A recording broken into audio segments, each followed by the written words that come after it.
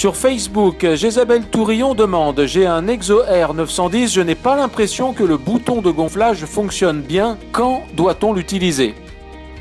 Merci pour ta question, Jésabelle. Alors effectivement, Scorpion, c'est une marque qui est connue pour son petit système de pompe, qui n'est pas présent sur tous les modèles, mais sur un certain nombre de modèles. Sa vocation, c'est de bien maintenir en fait la tête dans le casque. Donc on va gonfler, on va actionner une petite pompe qui se trouve au niveau du menton ici avec le pouce, et ça gonfle en fait des petites sacs, des petites poches qui sont sur les côtés et qui vont venir bien appliquer les mousses contre le visage du porteur.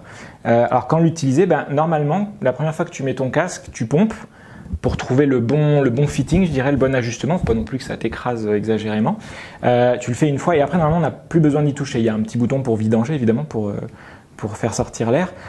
Tu peux avoir besoin de le refaire, je sais pas, au bout de 6 mois, 1 an, parce que voilà, peut-être il y a eu des petites déperditions ou le bouton de vidange a été utilisé par inadvertance. Mais il n'y a pas besoin de le refaire à chaque fois qu'on le porte, quoi, hein. On a déjà eu des remarques comme ça.